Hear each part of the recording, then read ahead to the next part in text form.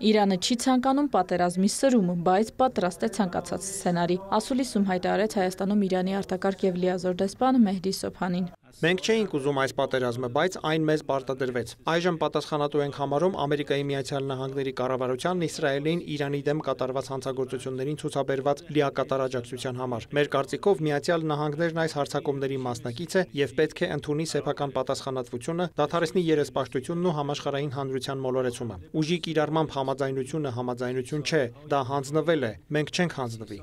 Դեսպանի խոսքով Իրանը չի ձգտում միջուկային զենք մշակել եւ որ Իսրայելը նման հայտարարություններով փորձում է մոլորեցնել Արևմուտքին, ձգտելով նրանց Իրանի դեմ հարձակումների մեղսակիցներ դարձնել։ Անդրադառնալով Իրано-ամերիկյան բանակցություններին ընդգծեց, որ Թեհրանը երբեք չի հրաժարվել բանակցություններից։ Սակայն մենք չենք կարող բանակցել ագրեսիայի պայմաններում։ Միացյալ Նահանգների հետ բանակցություններին վերադառնալը կախված է այն բանից, թե ինչպես կավարտվի Իրանի դեմ այս ագրեսիան։ Սոփանին հիշեցրեց, որ Իսրայելի հարձակումների հետևանքով զոհվել է 224, վիրավորվել 1200 մարդ, որոնց 90%-ը խաղաղ բնակիչներ են։ Արդյոք Ադրբեջանը կարող է օգտվել Իրանի եւ Իսրայելի միջև հակամարտությունից եւ հարձակվել Հայաստանի Սյունիքի մարզի վրա հարցին Իրանի դեսպանն արձագանքեց, ուշադիր հետևում են տարածաշրջանում տեղի ունեցող զարգացումներին, մանրամասնեց հավանական մտահոգությունների վերաբերյալ խոսել են Ադրբեջանի հետ եւ կխոսեն։ Մենք կապի մեջ ենք տարածաշրջանի երկրների հետ, մեր մտահոգությունները հայտնում ենք նրանց, մենք ունենք շատ հստակ կարմիր գծեր եւ ապացուցել ենք, որ չենք շեղվի մեր կարմիր գծերից։ Մենք ապրում ենք հավանականությունների աշխարհում, որոնցից մի քանիսը կարող են մտահոգություն առաջացնել։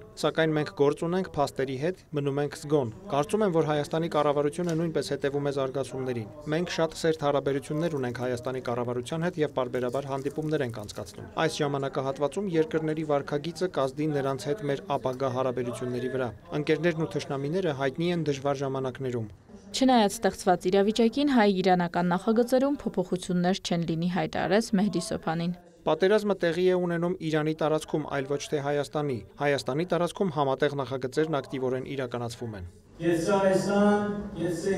Իրինամ Կրչյան, Էդգար Դավթյան, լուրեր։